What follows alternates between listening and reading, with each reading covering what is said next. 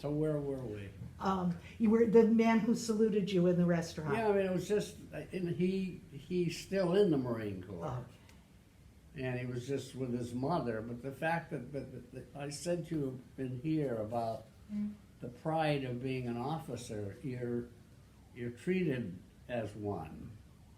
And I'm not sure if you know that if you drive in and out of the base, you're always saluted because your license plate has officer on it. Okay. And the guards at the gate will salute you.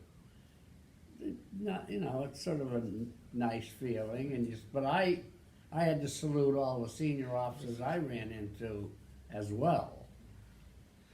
Can you tell me about one of the Marines who served in your platoon that's memorable to you? One of the Marines you led, that you were that Marine's commanding officer, or one or more. There was one, Robert T. Welsh, and he had served in Korea, and he won the Navy Cross, which is the second highest award after the Medal of Honor. And unfortunately, he was a drinker, and ultimately, I think he always felt guilt because of the number of Koreans that he killed. Okay. And I'm not sure he ever was able to reconcile that, but ultimately he died of alcoholism. Okay. But I remember him because he basically was a good guy, but you just knew he was troubled. Yeah. And there were several other, one guy that wrote a wonderful book on his Marine Corps experience. I remember when I went to Camp Lejeune, I was picking up most of my platoon were Korean or World War II veterans. And older than you. Oh yeah, exactly. But they, again, that hand salute and respecting, that used to be that, respect the title. That's really what it was all about. And I met some wonderful people on the officer side, and a lot of my friends from that we all went in together, but ultimately separated. Mm-hmm. The 16 guys, and the fact that we kept that friendship alive for so many years. Good. Unfortunately, getting to that point where I'm one of the few remaining ones left.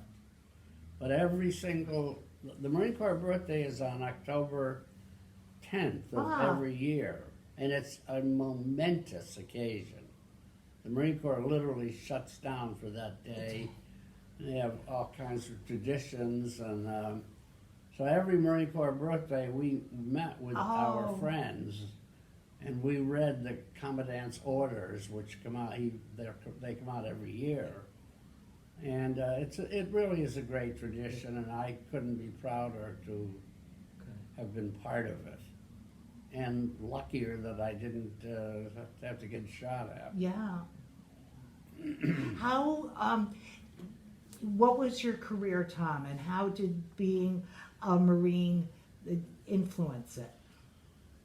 Incredibly well, because we were so taught to be so organized, no stones unturned, and it helped me immeasurably in my entire business life, my Marine Corps experience. So I think that really is it.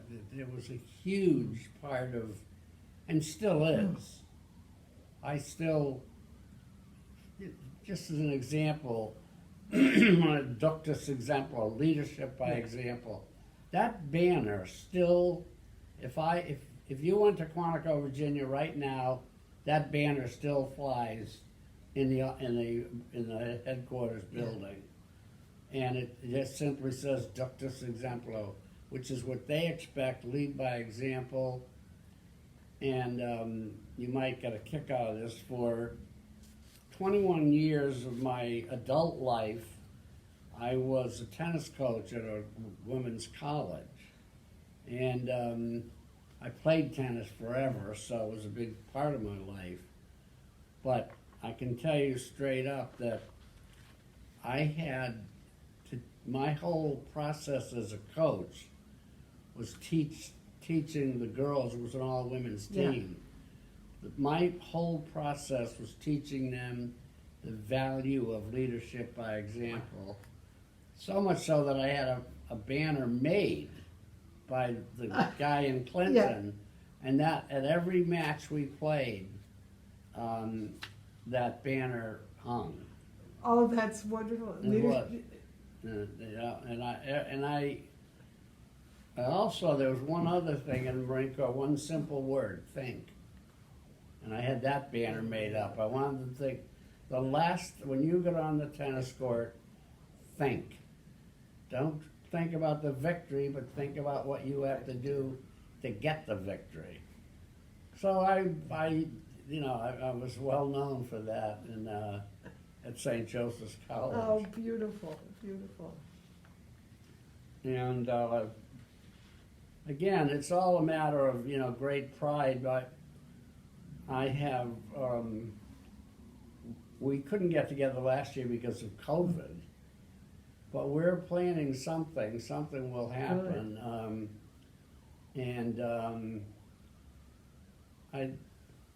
This is kind of a personal thing, and I surely hope that I'm not self-serving by telling you, but when the Iraq War started and the Marines started were getting killed, I made a decision that I was compelled to go to their funerals for the Connecticut Marines. So I did that, and I wore my uniform as a matter of respect to these boys and women that were killed. And I can't tell you how much that meant to me. I went all by myself, and then I had a plaque made up commemorating the Marine that was killed. They were beautiful plaques made up by a friend of mine, and I would deliver them to the homes. And that was the loneliest walk in the world, was going up those driveways with that plaque in hand. And one of the women I met was a woman by the name of Lisa Philippon, and I'll never forget her. Lisa's son Larry was killed on Mother's Day and their wedding anniversary. They're called Casualty Assistance Officer. Oh. The Casualty Assistance Officer is the one that drives to your house and delivers the message that your son has been killed. And they don't pull punches, they tell it straight out. And anyway, she was so grateful for my visit that I was humbled by it. And so then at the next funeral, another Marine, a sergeant dressed in his uniform, came over to me and he saluted me and he said, Lieutenant, he said, I've seen you at a lot of these funerals. I was wondering if you'd like me to escort you going forward.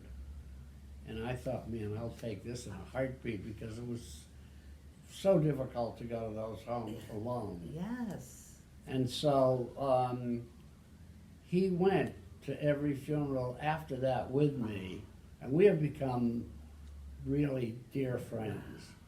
He was severely wounded in Vietnam, and I think that's part of his feeling, that he's got to pay homage to these boys that were killed. So that was something that I took, great pride in. And getting back to Lisa Philippon, when I left her house, I took out my cell phone and called Sue, my wife, And I said, "Sir, I have just met an angel. I have never met anybody like her. Here she suffered this horrific loss on two of the most important holidays in her life. And she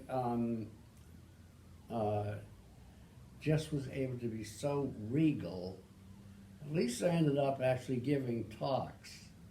I mean, if you had some function or whatever, this is the kind of a person that you would say, please have her, because she speaks eloquently. Wow. And after having suffered, as I said, such a horrific loss, her son Larry was motivated to go into the Marine Corps because of 9/11. And when Larry died, he was what they call a lance corporal. And he had the authority as a lance corporal to tell any number of his fire team leaders to go into a building where, gunshots were heard. Yeah. And he said, "You stay here, I'll go in." He did not have to go in. And of course, he opened the door and he was killed instantly. So, an amazing story. So anyway, I could go on and on about those experiences, but I think going to those funerals was probably the proudest thing that I've ever done in my life. And I'm looking back on it, I'm so happy that it all ended. And then, unfortunately, when these 13 Marines were killed in the evacuation of Afghanistan, that kind of jogged my memory again to think about, wow, if they were in Connecticut, I'd have been at their funeral. I just feel it's a debt that we all owe, not just Marines, but anybody who served in the military. I went to a veteran's funeral a couple of weeks ago at the cemetery up in Middletown. Yes. What a sacred place. It is. Oh my goodness, it's beautiful. Yeah, it's Absolutely lovely. Beautiful. I have been there. I have a young boy that I know that's buried there.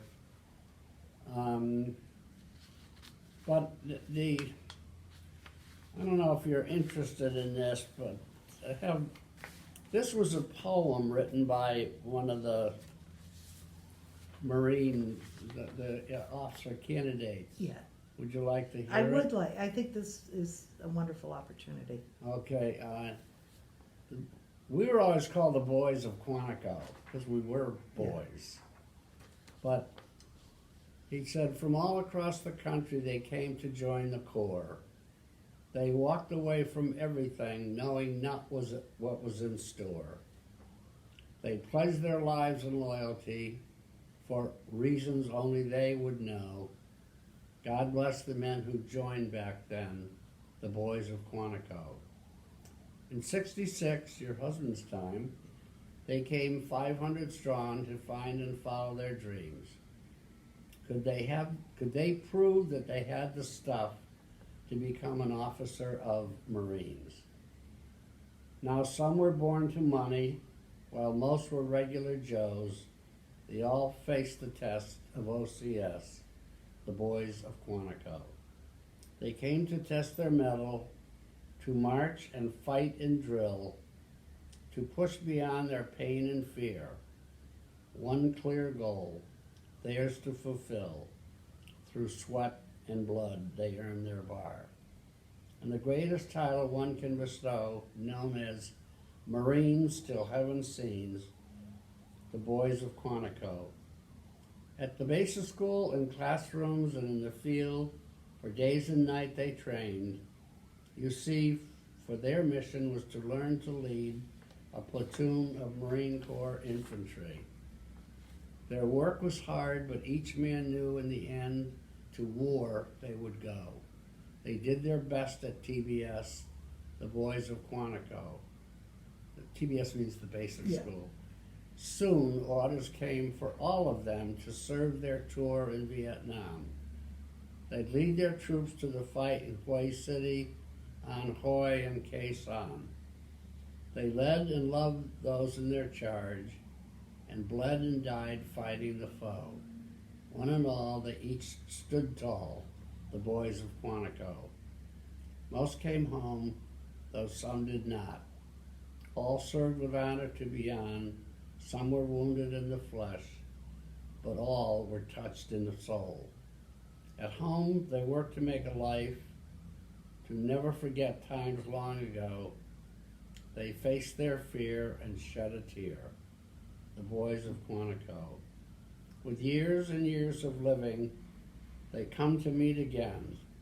They'll laugh, they'll cry with drinks held high, and they'll remember when. They served with pride and honor for those who died so long ago. God bless the men who served back then, the boys of Quantico. And Isn't that beautiful? who wrote that? John Augustine is the name. He was in the basic school. Wow. So it's That's very well done. become a nice tradition. Indeed. When I'm going to ask you, what do you want people to understand who never served in the Marines or the military? Well, I think that the key word is sacrifice. Regardless of what you did, and particularly at my age, I love those years back. Yeah. That I was Yeah. under the gun to serve. And I think in so many ways I believe I was blessed to have had the opportunity. And in so many ways I was very lucky that it all fell in a way that I didn't have to get shot at. And I sometimes think I wish every young guy could have a taste of the military to get an idea of what it's like to go under the pressure of doing the right thing. So that I really would wish that there was some kind of a program where everybody could serve at least maybe for 6 months, Yes. as they do in Israel, Yeah. for example. Everybody there has to serve because we owe it to the country. Yeah. Hopefully that answer is appropriate for you. That's an amazing answer, absolutely. And when people say to you, Tom, thank you for your service, what do you think? I always say thank you for commenting. I appreciate it. Always. And I appreciate it a lot because of the fact, as I said, it's time out of all of our lives. Your husband, he would love those years back too. Yeah. So that's my answer to that, kiddo. Thank you. I am so glad you came and we could chat today. Oh my God. You're a wonderful storyteller and your experience is wonderful, and I look forward to you and your family being able to watch this. And Well, thank you yeah, so when, much, when Tom will it Welsh. show up, do you think? Pretty soon. Let me